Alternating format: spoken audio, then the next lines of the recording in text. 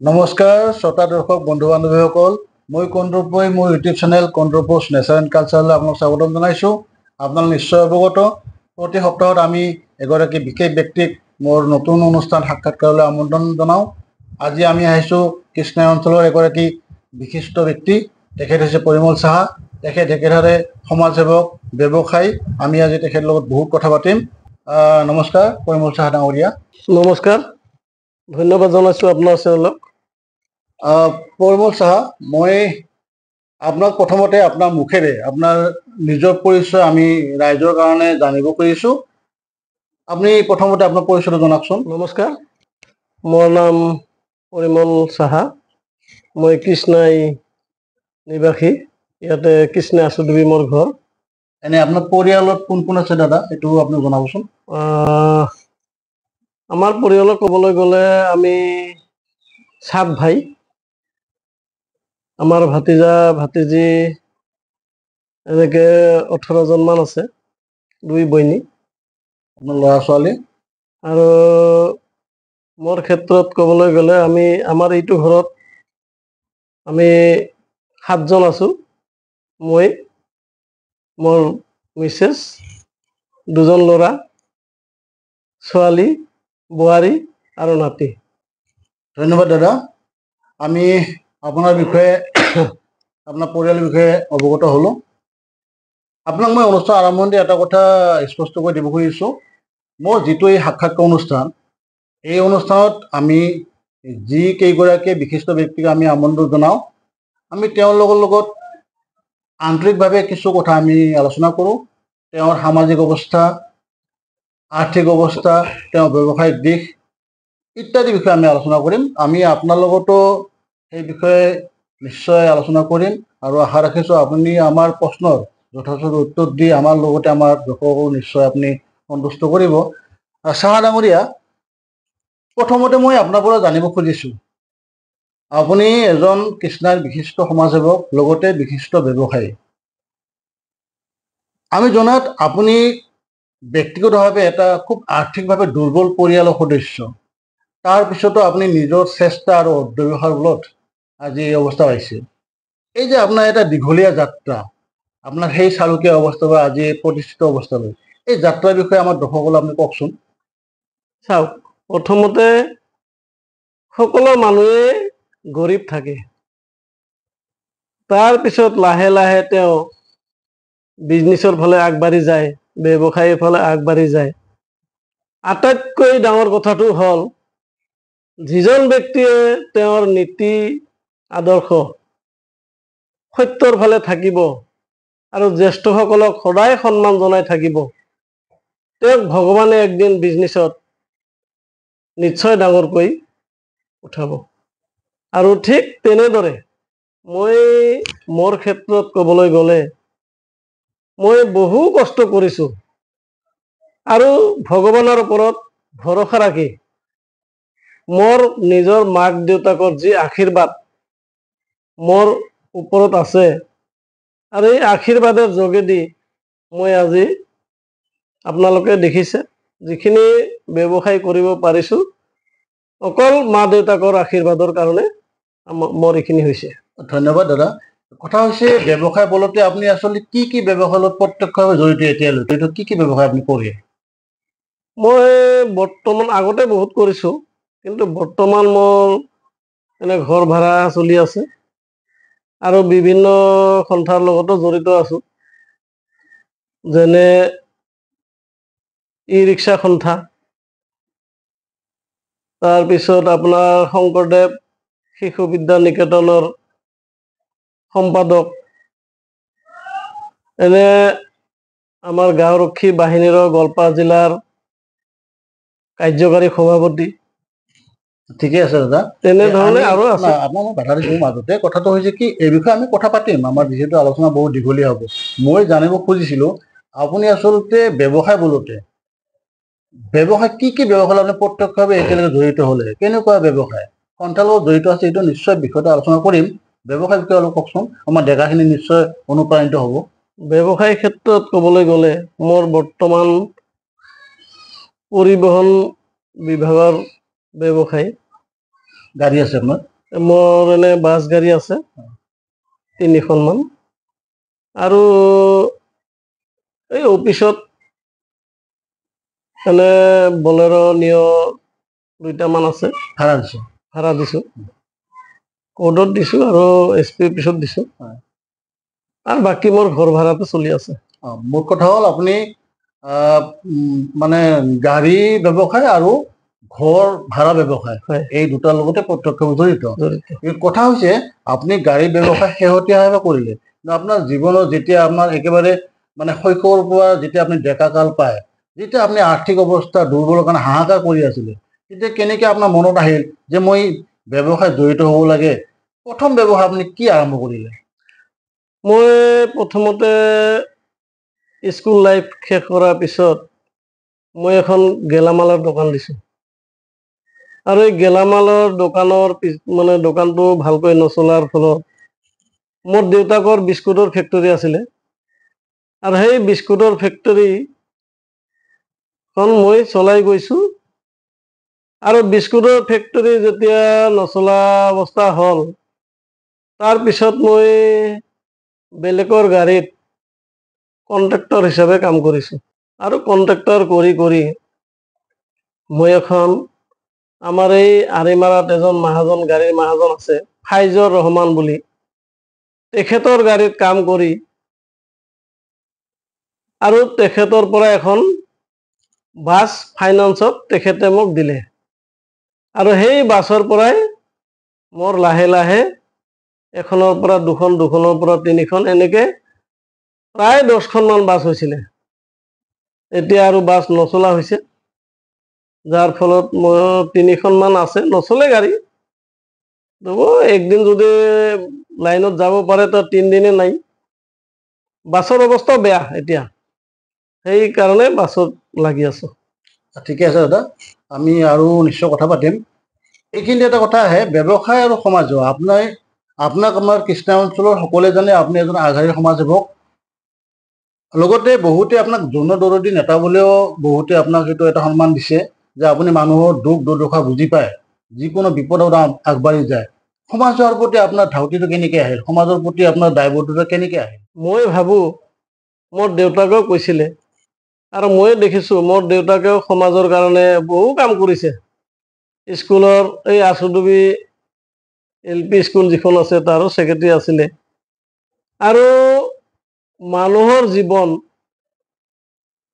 মই ভালকৈ চলি থকা অৱস্থাত মোৰ ওচৰে পাজৰে মানুহ যদি মানে সুখাই থাকে, তেতিয়া মোৰ আত্মাটো কান্দে। সেইকাৰণে মোৰ লগতে আমাৰ গাঁৱৰ ওচৰৰ মানুহখিনিও যাতে সমিল মিলেৰে ময়ো সুখত থাকিব পাৰো, আৰু তেওঁলোকো যাতে সুখত থাকিব পাৰে, তাৰ কাৰণে মই সমাজৰ বিভিন্ন ধৰণৰ কাম কৰাত আগবাঢ়ি যাব খোজো।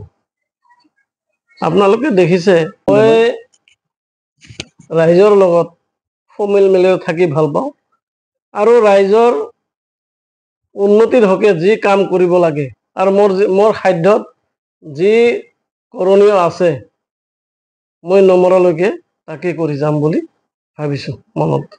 ঠিকে আছে দাদা, ধন্যবাদ। কথা হৈছে সমাজ সেৱা বিষয়টো আচলতে এটা বিশাল এটা পৰিসৰ, সমাজ সেৱা বুলিলে বিশাল পৰিসৰ। আপুনি এতিয়ালৈকে আপোনাৰ জীৱনত সমাজ সেৱাৰ দিশত এনেকুৱা বিশেষ এটা কাম কৰিছে, যিটো কথাই আপোনাক এতিয়াও মানে মনত আনন্দ দিয়ে, এটা গৌৰৱ অনুভৱ কৰে? তেনেকুৱা কিবা কাহিনী মনত থাকিলে আমাক কওক। হয়, চাওক, মানুহ এই আমাৰ যে শিৱ মন্দিৰটো দেখিছে, তাত মই মণ্ডল প্ৰেচিডেণ্ট হোৱাৰ পিছত, বিজেপিৰ মণ্ডল প্ৰেচিডেণ্ট হোৱাৰ পিছত, তাত মই এখন কমিটি হল, মানুহ ৰাইজৰ বহাৰ সুবিধাৰ কাৰণে এটা কমিটি হল আনি দিছো।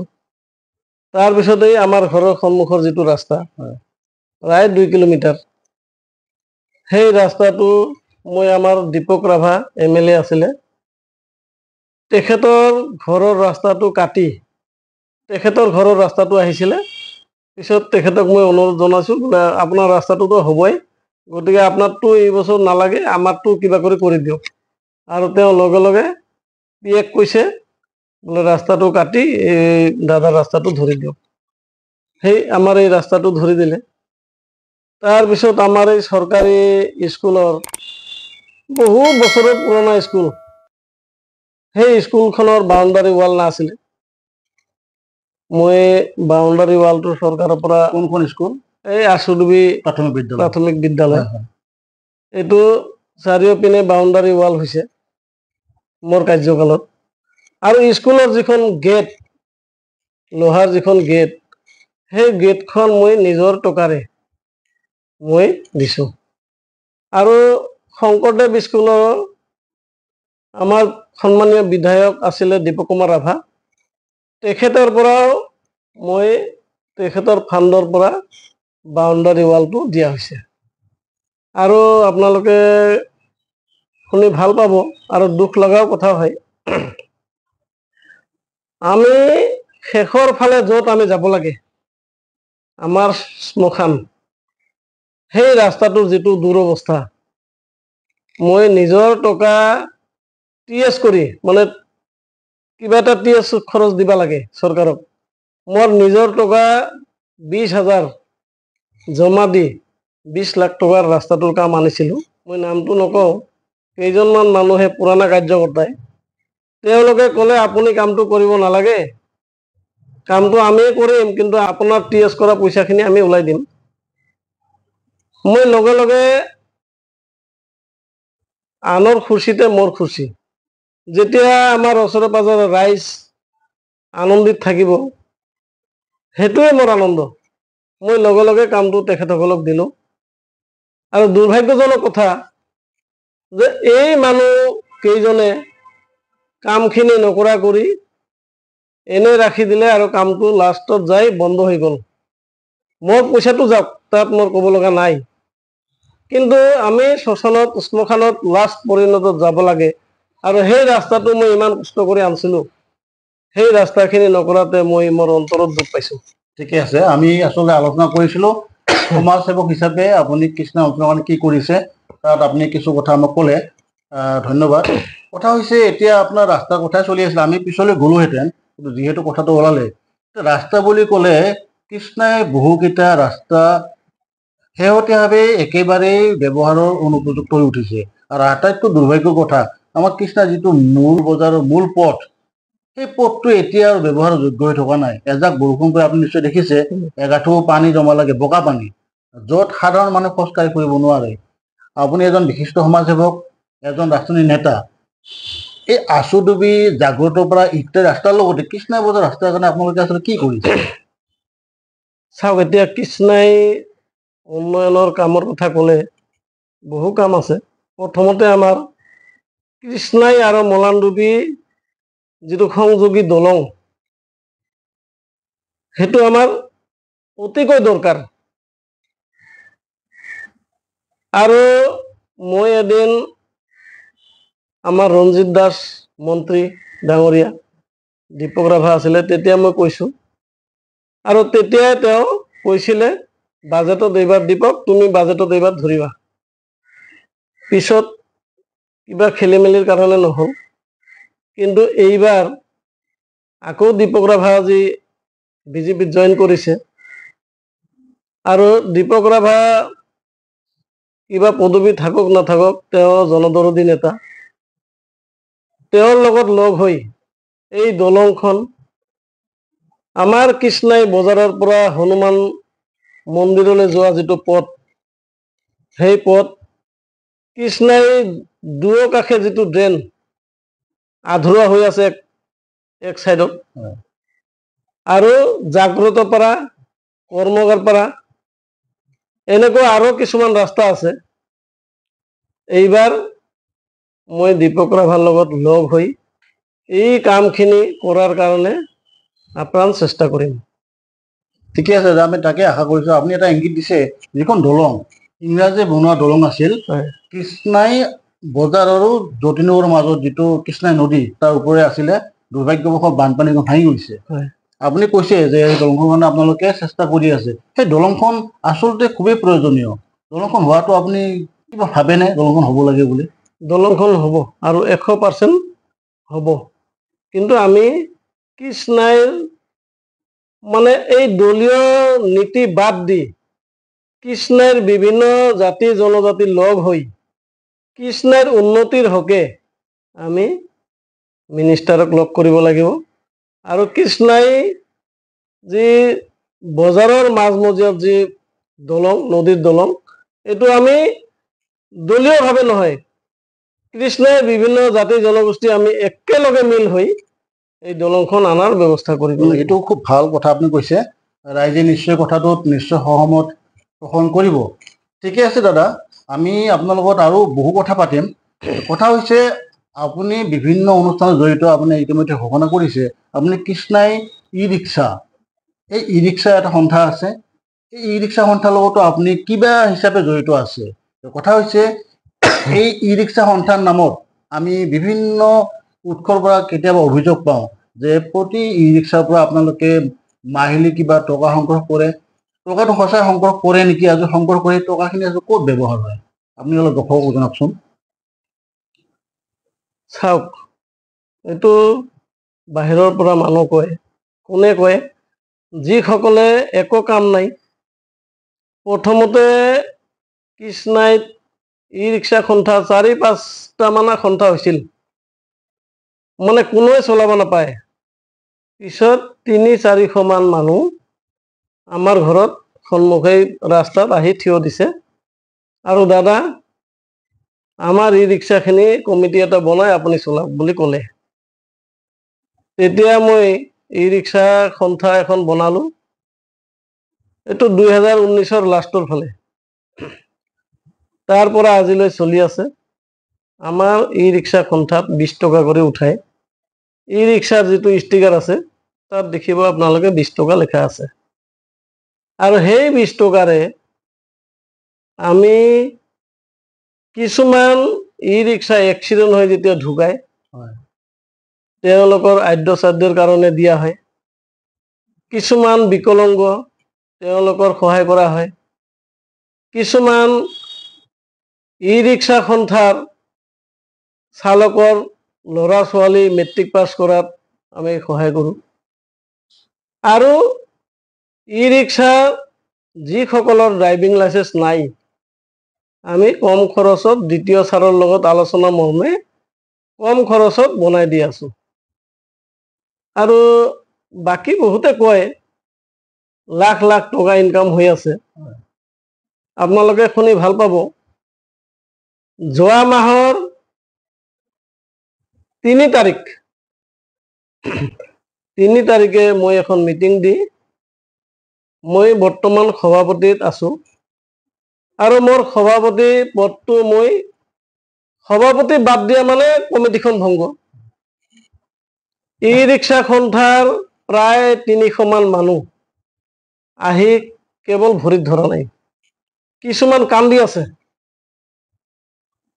দাদা আপুনি যদি বাদ দিয়ে আৰু ই ৰিক্সা সন্থাৰ মানুহখিনি একেলগে সমিল মিলি চলিব নাপাব আৰু আমাৰ বিৰাট অসুবিধা হ'ব। আৰু কৃষ্ণাইত আপোনালোকে চাওক, ই ৰিক্সা সন্থা বনোৱাৰ পিছত ই ৰিক্সা যেনেকে চলি আছে, এই ই ৰিক্সাৰ ফলত চুৰি ডাকাতি ক্ৰাইম বহুত কমিছে। আৰু আপোনালোকে শুনি ভাল পাব, সন্থাখন থকাৰ কাৰণে কিছুমানৰ বেগ সামগ্ৰী ই ৰিক্সাৰ পৰা নমোৱা পাহৰি যায় আৰু তেওঁলোকে গুচি যায়। আমাৰ ই ৰিক্সাত যেতিয়া আহে বোলে আমিতো এনেকৈ ই ৰিক্সাত গৈছো, কিন্তু কোনখন ই ৰিক্সাত মোৰ সামগ্ৰীখিনি পাহৰি গ'লো, আপোনালোকে অলপ তদন্ত কৰি ব্যৱস্থা কৰিব। আমি লগে লগে গ্ৰুপত ঘোষণা দিওঁ আৰু যদি সঁচাই পাহৰি গৈছে আমাৰ অফিচত জমা দিয়ে আৰু তেওঁৰ সামগ্ৰীখিনি আমি তেওঁক বুজাই দিওঁ। যিসকলে কয় হাজাৰ হাজাৰ লাখ লাখ টকা ইনকাম কৰি আছে, তেওঁলোকে আপোনালোকে জানে কিছুমানৰ কাম নাই, বেলেগৰ দুখ নাথাকিলেও দুখ বনাই খুচৰি থাকাই কিছুমানৰ কাম। ঠিকে আছে, ভাল লাগিল। আপোনালোকে ই ৰিক্সা সন্থাৰ জৰিয়তে নিশ্চয় কিছু, এইটো এটা সমাজ সেৱাই, এটা ই ৰিক্সা পৰিয়াল ধ্বংস হৈ যোৱাৰ পৰা আপোনালোকে কেতিয়াবা সহায় কৰি তেওঁলোকক উদ্ধাৰ কৰে, ভাল কথা। কিন্তু কথা হৈছে কি দাদা, কৃষ্ণাই অঞ্চল হিচাপে ই ৰিক্সা যথেষ্ট বৃদ্ধি হৈছে। কথা হ'ল কৃষ্ণাত পাৰ্কিং প্লেচ নাই, কোনো ই ৰিক্সাৰ কাৰণে এটা আচুতীয়া ঠাই নাই য'ত ই ৰিক্সা ৰখিব পাৰে, ৰাস্তা ঘাট ৰাখিব লগা হয়। এই বিষয়ে আপোনালোকে কিবা চিন্তা চৰ্চা কৰিব নেকি? ই ৰিক্সাৰ কাৰণে আমি ভাবিছো আমাৰ 2টা বা 3টা পাৰ্কিঙৰ কাৰণে ঠাই আমি বনাম। আৰু ই ৰিক্সাখিনি হাই ৰোডত যেনেকৈ চলি আছে, আমি কেইদিনমান আগতে মাইকিঙো কৰিছোঁ।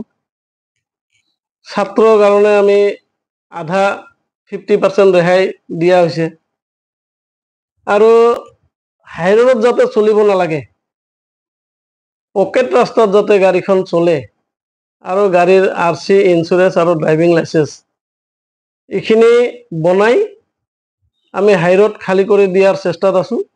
আৰু ই ৰিক্সাখিনি ভিতৰৰ পৰা হাই ৰোডৰ সন্মুখত আনি নুমাই দিব, তাৰ ব্যৱস্থা কৰি আছোঁ। বহুত ভাল কথা, আপোনালোকে এই পদক্ষেপ নিশ্চয় সফল হ'ব। ঠিক আছে দাদা, আমি সমস্যা, অভিযোগ ইত্যাদি কথা আমি পাতি আছোঁ আৰু পাতিম। আমি এটা বেলেগ বিষয়ে যাব খুজিছোঁ। আপুনি এজন ব্যৱসায়ী, লগতে সমাজসেৱক, তাৰ পিছতো আপুনি শিক্ষা অনুষ্ঠানৰ লগতো জড়িত। আপুনি আগতে কৈছে, ৰাইজেও জানে, আপুনি কৃষ্ণাই যিখন শংকৰদেৱ শিশু বিদ্যা নিকেতন, তাৰ লগত প্ৰত্যক্ষভাৱে জড়িত আছে। শংকৰদেৱ শিশু বিদ্যা নিকেতনখন আৰু উন্নত কৰাৰ কাৰণে আপোনালোকে কিবা পদক্ষেপ গ্ৰহণ কৰিছে নেকি শেহতীয়াভাৱে? 25 বছৰে আজি 26 বছৰত ভৰি দিলে। মই কোৱা কথা নহয়, ৰাইজে কৈ আছে। 25 বছৰত যিমান উন্নতি হৈছে, আৰু এই 1 বছৰৰ 26 বছৰত যোৱা এবছৰ টাৰ্মত যিমান উন্নতি হ'ব লাগিছিল, তাতকৈ অধিক উন্নতি হৈছে। আপুনি শুনি ভাল পাব। মই ছেক্ৰেটাৰী হোৱাৰ পিছত প্ৰথম মিটিং দিছোঁ, আৰু প্ৰথম বছৰতে মই কৈছোঁ আপোনালোকৰ 3টা কাম দিয়ক। তেতিয়া কমিটিৰ মানুহে কৈছে, কাম এতিয়া দিলে কাম নহ'ব, টকা পইচা স্কুলত নাই। মই কৈছোঁ টকা পইচাৰ কথাটো কোৱা নাই, 3টা কাম দিয়ক। আমাৰ স্কুলখন 13টা ৰুম আছে, 13টা ৰুমত চিলিং নাই, টিনৰ ঘৰ, বহু গৰম হয়। আমাৰ ছাত্ৰ ছাত্ৰী গাৰ্জেনখিনি দুখ পায়, আৰু ছাত্ৰ ছাত্ৰীখিনি গৰমত বহু কষ্ট কৰে। ফেন নাই। তেতিয়া মই আচাৰ্যখিনিক মাতি কৈছোঁ 3টা কাম দিয়ক। তেওঁলোকে কৈছে চিলিং আৰু ফেন আৰু লেট্ৰিন বাথৰুমৰ ব্যৱস্থা। মই 1 মাহৰ ভিতৰত 13টা ৰুমৰ চিলিং, স্কুলত টকাই নাই, 13টা ৰুমৰ চিলিং আৰু প্ৰতিটা ৰুমত 4টা কৰি ফেন। লগে লগে মই মোৰ যিমান ভাই বন্ধু আছে সকলৰ পৰাই 2টা, 3টা, 4টা কৰি ফেন মই তেওঁলোকৰ পৰা সহায় হিচাপে লৈ আমি স্কুলত দিছোঁ। তাৰপিছত মোক ক'লে ৰুমৰ কাৰণে বিশেষ প্ৰয়োজন, 2 লাখ 3 লাখ টকা দি এখন ৰুম বনাব, টিনৰ ঘৰ, চব টিনৰ ঘৰে আছে। মই কৈছোঁ নহয়, আজিৰ পৰা মই যিমান দিনলৈকে সম্পাদক হিচাপে থাকিম, টিনৰ ঘৰ আৰু বান্ধা নহ'ব। যোৱা বছৰ এটা 30 ফুট বাই 20 ফুট বিল্ডিং বনোৱা হৈছে, আৰু এই বছৰ এটা 30 ফুট বাই 30 ফুট বিল্ডিং বনোৱা হ'ল। আমি এই আগষ্টৰ 1 তাৰিখে নতুন ঘৰটো ল'ম, আপোনাকো মাতিম। আৰু পাকঘৰটো আমাৰ যিটো দুপৰীয়া চাহ পানীৰ ব্যৱস্থা কৰা হয়, সেই ঘৰটোৰো অৱস্থা নাছিলে, সেই ঘৰটো আমি পাকা কৰি বনাই দিলোঁ। আৰু সন্মুখত অকণমান চিপচিপীয়া বৰষুণ হ'লে মানুহ তাত সোমাবই নোৱাৰা অৱস্থা আছিল। আজি 1 সপ্তাহ বৰষুণ হ'লেও বৰষুণ চেচ, লগে লগে চাপা, ইমান চকচকা হৈ আছে। গতিকে মই আপোনালোকৰ সকলোৰে আশীৰ্বাদ বিচাৰি, সহায় বিচাৰি শংকৰদেৱ শিশু বিদ্যা নিকেতন মোৰ কাৰ্যকালতে আপোনালোকে দেখিব কমচে কম 2 মহলীয়া হ'ব বুলি এটা আশা ৰাখিছো। ধন্যবাদ চাহ ডাঙৰীয়া, ভাল লাগিছে। আপোনাৰ সম্পাদকৰ দায়িত্ব গ্ৰহণ কৰাৰ পিছত শংকৰদেৱ শিশু বিদ্যা নিকেতন যথেষ্ট আগবাঢ়ি গৈছে বুলি আপুনি কৈছে। আমি আশা ৰাখিছোঁ কৃষ্ণই শংকৰদেৱ শিশু বিদ্যা নিকেতন জাকত জিলিকা হওক। আমি এতিয়া পুনৰ আন এটা বিষয়লৈ যাব খুজিছোঁ। আপুনি নিজে এজন ব্যৱসায়ী আৰু আমাৰ যুৱশক্তিৰ মাজত নিবনুৱা সমস্যা এটা আছে, শিক্ষা আছে কিন্তু চাকৰি নাপায়। ল'ৰাখিনি ব্যৱসায়ত আগবাঢ়িব খোজে, যিখিনি ল'ৰা ছোৱালীয়ে ব্যৱসায়ত জড়িত হ'ব খোজে, আপুনি এজন বিশিষ্ট ব্যৱসায়ী হিচাপে তেওঁলোকক কিবা উপদেশ দিবনে? প্ৰথমতে তেওঁলোকৰ নীতি আদৰ্শ সঠিক সত্য ৰূপত ৰাখি মাক দেউতাকৰ চৰণত সেৱা জনাই ব্যৱসায় আৰম্ভ কৰক আৰু বেংকৰ লগত যোগাযোগ ৰাখি বেংকৰ পৰা লোন লৈ ব্যৱসায় আৰম্ভ কৰিলে নিশ্চয় এদিন ব্যৱসায়ো ডাঙৰ হ'ব আৰু আমাৰ যুৱচাম যিসকলে ব্যৱসায় কৰিম বুলি ভাবিছে তেওঁলোকেও এদিন ডাঙৰ মানুহ হ'ব। ঠিকে আছে। ব্যৱসায় ক্ষেত্ৰত যদি কোনোবা অঞ্চলৰ যুৱক যুৱতী আপোনাৰ লগত যোগাযোগ কৰিব খোজে, আপুনি নিশ্চয় তেওঁক কিবা উপায় সহায় কৰিবই। 100%। মই সদায় কৈ থাকো যে তোমালোকৰ মূল্যৱান সময় নষ্ট নকৰা কৰি চাকৰি আশা কৰি লাভ নাই। চাকৰি লিমিটেড পইচা আৰু ব্যৱসায় কৰিবা বানপানীৰ নিচিনা পইচা। কেৱল তোমাৰ নীতি আদৰ্শ সত্য ৰূপত হ'ব লাগে আৰু জ্যেষ্ঠসকলক সন্মান জনাই চলিব লাগে। ভাল কথা কৈছে। যিখিনি ল'ৰা ছোৱালীয়ে ব্যৱসায়ত জড়িত হ'ব খোজে নিশ্চয় আপোনালোকক যোগাযোগ কৰিব যদি তেওঁলোকে প্ৰয়োজন বোধ কৰে। এটা কথা আপুনি কথাৰ মাজে মাজে কৈ আছে যে ডাঙৰক শ্ৰদ্ধা কৰা, পিতৃ মাতৃৰ আশীৰ্বাদ। আমি আজি দেখিছোঁ দাদা, আমাৰ যুৱক যুৱতীসকলো কিছুসংখ্যক, সকলোৱে নহয়, তেওঁলোকে যেনিবা এটা উচ্ছৃংখল জীৱন তেওঁলোকে উপভোগ কৰিব খোজে। এই যিখিনি উচ্ছৃংখল যুৱক যুৱতী, বিশেষকৈ যুৱকখিনি, তেওঁলোকক নিশ্চয় আপুনি এজন জ্যেষ্ঠ সমাজসেৱক হিচাপে নিশ্চয় কিবা উপদেশ দিব। কি ক'ব তেওঁলোকক?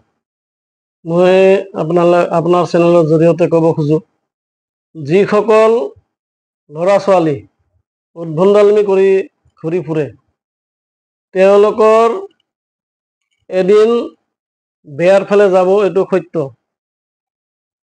এতিয়াও সময় আছে, তেওঁ এই উদ্ভণ্ডালিৰ ৰাস্তাটো বাদ দি সত্য পথত আহক আৰু ব্যৱসায় আৰম্ভ কৰক। তাত কিবা সহায় কৰিব লাগে মই নিশ্চয় কৰিম। বহুত ধন্যবাদ। আচলতে সকলো যুৱক যুৱতী উচ্ছৃংখল নহয়, এইটো এটা বেলেগ বিষয়। দাদা, আমি এটা দীঘলীয়া আলোচনা আমাৰ চলি আছে মোৰ সাক্ষাৎকাৰ অনুষ্ঠানত। এতিয়া মই কিছু বেয়া লগা কথা, আমি যিহেতু সমাজৰ লগত জড়িত ব্যক্তি, কেতিয়াবা আমাৰ কাণত আপোনাৰ বিৰুদ্ধে কিছু অভিযোগ মানুহে উপস্থাপন কৰে আমাৰ সন্মুখত। উদাহৰণস্বৰূপে, কৃষ্ণাইত এটা ৰাজহুৱা বাছ আস্থান আছিলে, ফণীন্দ্ৰনাথ বসু তেওঁলোকৰ পৰিয়ালে সেইটো ৰাইজক দান কৰিছিলে। এতিয়া বহুতে অভিযোগ কৰে, তাৰ কাষত যিহেতু আপোনাৰ এটা অট্টালিকা আছে, বহুতে ক'ব খোজে যে আপুনি যেনিবা জানি বুজিয়ে সেই বাছ আস্থানৰ কিছু মাটি যেনিবা আপুনি বেদখল কৰিছে। এই অভিযোগটো কেনেকে আপুনি খণ্ডন কৰিব? কথাটো সঁচা নেকি?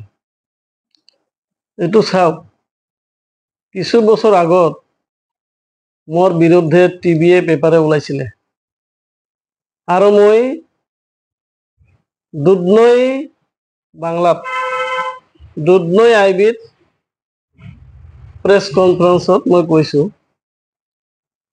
ফণীন্দ্ৰনাথ বসুৱে যিখিনি বাছ স্থানৰ কাৰণে মাটি দান পত্ৰ কৰি দিলে আৰু তাৰ পিছফালে যিসকলে মাটি কিনিলে, তাত মোৰো মাটি আছে, ফণীন্দ্ৰনাথ বসুৰ পৰাই ময়ো কিনিছোঁ।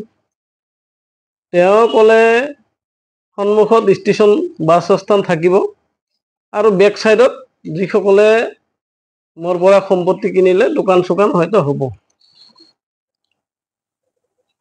আপুনি জানি ভাল পাব, কৃষ্ণাই বৃহৎ এৰিয়া, কৃষ্ণাইত মোৰ বিল্ডিঙৰ পিছফালে ৰাজহুৱা লেট্ৰিন বাথৰুম মই বনাই দিছোঁ।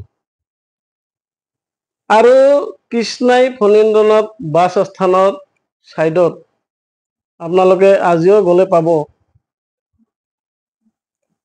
যাত্ৰী জিৰোৱাৰ কাৰণে মই জিৰণি চৰা বনাই দিছো। হয়। আৰু মোৰ যিখিনি মাটি কাগজৰ অন্তৰ্ভুক্ত মাটি, সেই মাটিয়ে এতিয়ালৈ এক লেচা কম হৈ আছে। কিন্তু কিছুমানে মোক কৈছিলে যে ৰাজহুৱা সম্পত্তি বিজেপিৰ প্ৰভাৱশালী নেতা ৰাজহুৱা সম্পত্তি দখল কৰি আছে, আৰু তাৰ মই নাম মেনশ্যন কৰি, কাৰণ মানুহ একদিন মৰবাই লাগিব, সত্য পথত থাকিয়ে মৰিম, তেওঁৰ নামটো মেনশ্যন কৰিয়ে মই দুধনৈ বাংলাত প্ৰেছ মিট দিছিলোঁ। আৰু মই কৈছোঁ যদি মই তাত 1 ইঞ্চি মাটি মই ৰাজহুৱা সম্পত্তি দখল কৰিছোঁ, আইনে মোক যি শাস্তি দিয়ে মই মূৰ পাতি ল'ম। আৰু লগে লগে গোৱালপাৰাৰ পৰা প্ৰশাসনীয় ব্যৱস্থা আহিও মাটিটো জুখি চাইছে, আৰু মোৰহে উল্টা মাটি কম হৈ আছে। মোৰ জীৱনত মই এটাই ধাৰণা লৈছোঁ, মোৰ কাৰণে বেলেগ কাৰো অনিষ্ট হওক বুলি মই কেতিয়াও মনত ধাৰণা নানো। আৰু সেইকাৰণে আপোনালোকে দেখিছে মই 20 টকা হাজিৰা কৰা মানুহ। আজি মোৰ কিমান সম্পত্তি হৈছে আপোনালোকে নিজে দেখিছে। আৰু মোৰ অন্তৰত যদি বেলেগৰ সম্পত্তি লোৱাৰ কাৰণে মনোভাৱ থাকিলে হয়, তেতিয়া ভগৱান এজন আছে, আৰু তেওঁ মোক আগবাঢ়ি দিয়া দূৰৰ কথা, আৰু আকৌ সেই 20 টকা হাজিৰাত মোক লৈ গ'লহেঁতেন। ঠিকে আছে দাদা, ধন্যবাদ। সকলো ৰাইজে আপোনাৰ বিৰুদ্ধে অভিযোগ নানে, 2-4জন নিশ্চয় অভিযোগ আনে, আমি শুনিছিলোঁ। আজি কথাটো আপোনাৰ পৰা আমি মুকলিকৈ জানিলোঁ। যিসকলৰ মনত আপোনাৰ প্ৰতি ক্ষোভ আছিলে তেওঁলোকে হয়তো বুজি পোৱা নাছিলে, এতিয়া নিশ্চয় আজি অনুষ্ঠান চোৱাৰ পিছত তেওঁলোকে বুজিব যে আপুনি কোনো ৰাজহুৱা বাছ ষ্টেণ্ডৰ মাটি বেদখল কৰা নাই। ধন্যবাদ দাদা। আপোনাৰ বেয়া লাগিলেও আৰু এটা অভিযোগ আছে ৰাইজৰ, এই অভিযোগটো আমাৰ জৰিয়তে নিশ্চয় ৰাইজে জানিব বিচাৰিব। আপুনি আগতে কৈছে, ৰাইজেও জানে যে আপুনি বাছ ব্যৱসায়ৰ লগত জড়িত, আপোনাৰ বাছ গাড়ী অসম মেঘালয়ৰ মাজত চলাচল কৰে। ৰাইজে বহুতে অভিযোগ কৰে যে চাহাৰ বাছত যাত্ৰীতকৈ বয় বস্তুহে বেছিকৈ ওপৰে তলে যায়, তেওঁ ট্ৰেফিক আইন নামানে। এই কথাবিলাক কেনেকৈ দাদা, কথাটো সঁচাই নেকি অভিযোগবিলাক? এইবিলাক অভিযোগটো যিসকলৰ জ্ঞান বোলা বস্তু নাই তেওঁলোকে ক'ব। আপুনি জানে এজন যাত্ৰীৰ লগত 3-4টা ডাঙৰ ডাঙৰ বেগ থাকে।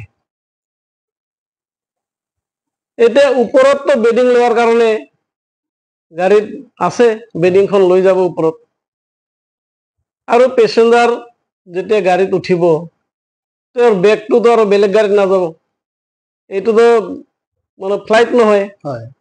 বোলে আমি নিজে উঠিলো আৰু বেগটো আমাৰ বেলেগত সোমাই গৈছে, আমি তাত যাই বেগটো পাই যাম। এইটো হ'ল বাছ গাড়ী। আৰু যাত্ৰীবাহী বাছত যাত্ৰী যাব, যাত্ৰীৰ লগত যাত্ৰী মানে বেগ যাত্ৰীৰ সামগ্ৰীখিনিতো যাবই। ঠিকে আছে দাদা, ৰাইজে নিশ্চয় বুজি পাইছে।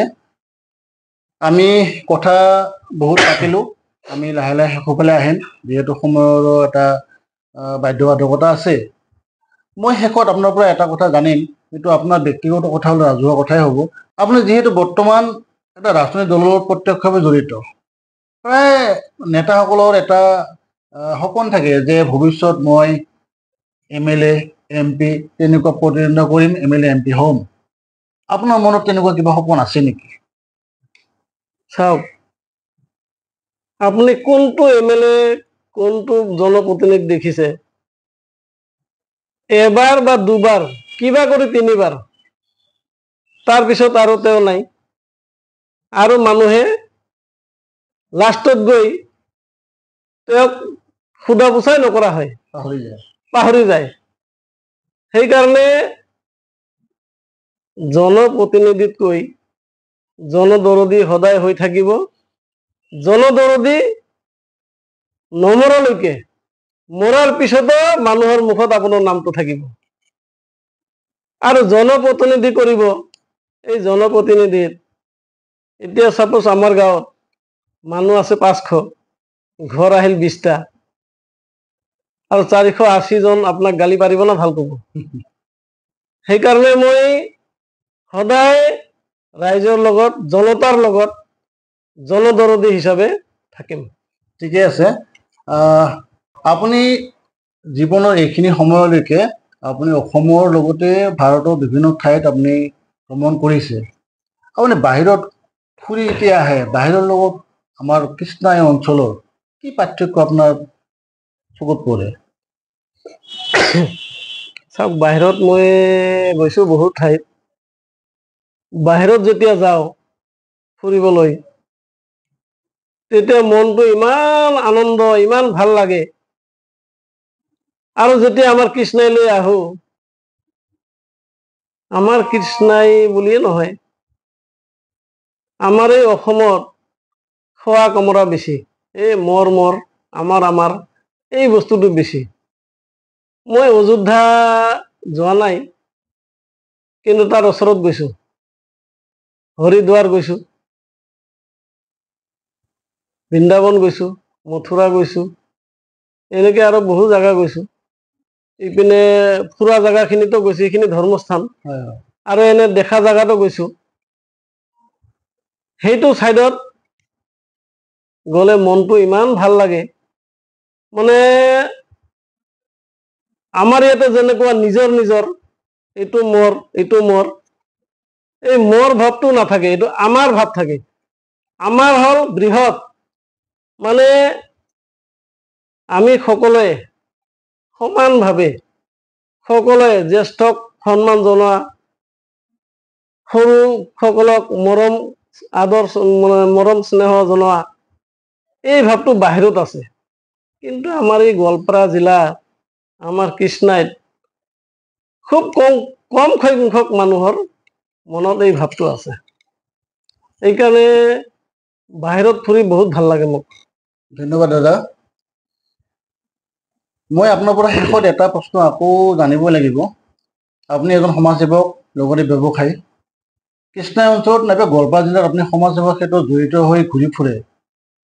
এই ক্ষেত্ৰত আপুনি আমাৰ যিখিনি স্থানীয় যুৱক আছে, যিখিনি সমাজৰ লগত জড়িত যুৱক, তেওঁলোকৰ পৰা আপুনি প্ৰত্যক্ষ সহযোগ পায়নে? পাওঁ। তেওঁলোকে 70% মোক সহায় কৰে। 70% যুৱচামে মোক সহায় কৰে। ধন্যবাদ পৰিমল সাহা ডাঙৰীয়া। আমি আহে আমাৰ অনুষ্ঠানৰ শেষৰ ফালে উপস্থিত হৈছোঁ। আমি অনুষ্ঠানৰ শেষলৈকে যোৱাৰ আগতে আপোনাৰ পৰা এটা কথা আমি জানিম যে এতিয়া দেখা গৈছে কৃষ্ণাই তথা গোৱালপাৰা জিলাৰ বিভিন্ন অনুষ্ঠান, প্ৰায় অনুষ্ঠানত আপুনি নগ'লে যেনে নহয়, এনেকুৱা এটা অৱস্থা আমি দেখিছোঁ। এইটো আমাৰ কাৰণে এটা খুবেই ভাল লগা বিষয়। এই যে ৰাইজৰ আপোনাৰ প্ৰতি টান, আপোনাৰ যিকোনো অনুষ্ঠানত মাতি লৈ গৈ সন্মান প্ৰদৰ্শন কৰে, ইয়াৰ অন্তৰালত কি থকা বুলি আপুনি ভাবে? কি থকা বুলি মই নাজানো, কিন্তু ৰাইজে মোক ভাল পায় আৰু ময়ো ৰাইজক শ্ৰদ্ধা কৰোঁ। সেইকাৰণে গোৱালপাৰাৰ পৰাই হওক বা বিভিন্ন দূৰ দূৰণি গোৱালপাৰা জিলা এৰিয়া বা গোৱালপাৰা জিলাৰ বাহিৰত মানুহে মোক মাতে, আৰু মই যোৱাৰ পিছত মোক সন্মান জনায়। আৰু মোৰ অন্তৰটো বহু শান্তি পায়। আৰু মই অন্তৰেৰে ভগৱানৰ ওচৰত প্ৰাৰ্থনা কৰোঁ যে আমাৰ জিলাখনেই নহয়, জিলাৰ বাহিৰতো যিসকল সত্য পথত চলা মানুহ আছে, তেওঁলোকক ভগৱানে সদায় সহায় কৰক, এয়ে মোৰ আত্মাটোৱে কয়। ধন্যবাদ পৰিমল সাহা ডাঙৰীয়া। আমি আহে আমাৰ অনুষ্ঠানৰ শেষৰ ফালে উপস্থিত হৈছোঁ। আমি আপোনাৰ লগত আমাৰ এই দীঘলীয়া আলোচনাত, সাক্ষাৎকাৰ অনুষ্ঠানত আপোনাৰ ব্যক্তিগত জীৱনৰ লগতে সামাজিক তথা ব্যৱসায়িক ক্ষেত্ৰখনৰ কথা আমি আলোচনা কৰিলোঁ। শেষত আপোনাৰ পৰা আমি বিদায় ল'ম তাৰ আগতে আপোনাৰ পৰা এটা কথা আমি জানিব খুজিম। কৃষ্ণাই অঞ্চলৰ আমি সদায় চকুত পৰি থকা যি সমস্যা আমি ইতিমধ্যে আলোচনা কৰিলোঁ, এই সমস্যাখিনি আমি অকলেতো সমাধান কৰিব নোৱাৰোঁ। তাৰ কাৰণে আমাৰ ঐক্যবদ্ধ লাগিব। আপুনি আমাৰ কৃষ্ণাই অঞ্চলবাসী যিখিনি উদীয়মান যুৱক, যিসকল লোক সমাজৰ উন্নয়নত জড়িত, তেওঁলোকক আমি আবেদন কৰিব। আপোনাৰ চেনেলৰ জৰিয়তে মই আমাৰ কৃষ্ণাই যুৱ চামৰ লগত জ্যেষ্ঠসকলক সামৰে আমি সকলোৱে সমিল মিলেৰে আমি হিন্দু মুছলমান বিভিন্ন জাতি জনগোষ্ঠীয়ে একেলগে লগ হৈ আমাৰ কৃষ্ণাই যিখিনি অভাৱ অভিযোগ আছে আমি সকলোৱে মিলি দূৰ কৰাৰ কাৰণে চেষ্টা কৰিব লাগে, আৰু আমি চেষ্টা কৰিম বুলি আশা ৰাখিছোঁ। আমাৰ কৃষ্ণাই এৰিয়াত যিখিনি দলঙৰ পৰা ৰাস্তাৰ পৰা যিখিনি অভাৱ অভিযোগ আছে আমি সকলোৱে মিলি কাম কৰিম বুলি আশা ৰাখিছোঁ। ঠিকে আছে, পৰিমল চাহা ডাঙৰীয়া, আপোনাক ধন্যবাদ জ্ঞাপন কৰিলোঁ। প্ৰিয় শ্ৰোতা দৰ্শক বন্ধু বান্ধৱীসকল, আপোনালোকে ইমান সময় ধৈৰ্য সহকাৰে আমাৰ যি সাক্ষাৎ অনুষ্ঠান আপোনালোকে উপভোগ কৰিলে। আমাৰ আলোচনাত যদি কিবা ভুল ভ্ৰান্তি ৰৈ গৈছে নিশ্চয় আপোনালোকে আঙুলিয়াই দিব।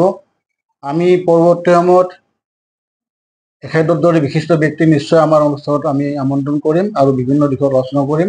শেষত এটাই অনুৰোধ, আপোনালোকে মোৰ YouTube channel Kandarpa nature and culture এইটো সকলোৱে ছাবস্ক্ৰাইব কৰিব, লাইক কৰিব, কমেণ্ট কৰিব আৰু শ্বেয়াৰ কৰিব। নমস্কাৰ। কন্দৰ্প কুমাৰ দেৱনাথৰ চেনেলৰ যি সাক্ষাৎকাৰত মোক মাতি আনিলে তাৰ কাৰণে কন্দৰ্প কুমাৰ দেৱনাথক বহুত বহুত ধন্যবাদ জনাইছোঁ। কন্দৰ্প যি চেনেল তাত আপোনালোকে লাইক কৰিব, ছাবস্ক্ৰাইব কৰিব, শ্বেয়াৰ কৰিব, সকলোৱে যাতে এইখিনি কৰে এয়ে মোৰ অনুৰোধ থাকিল। আৰু তেখেতে মোৰ মাষ্টৰৰ ল'ৰাও হয়। কন্দৰ্প কুমাৰ দেৱনাথৰ দেউতাকে মোৰ মাষ্টৰ আছিলে, তাৰ কাৰণে তেওঁৰ দেউতাকৰ জৰিয়তে আৰু তেখেতে মোৰ সদায় অন্তৰত থাকিব। আৰু মোক আজি মাতি আনি সাক্ষাৎকাৰ লোৱাৰ কাৰণে বহুত বহুত অন্তৰৰ পৰা ধন্যবাদ জনাইছোঁ।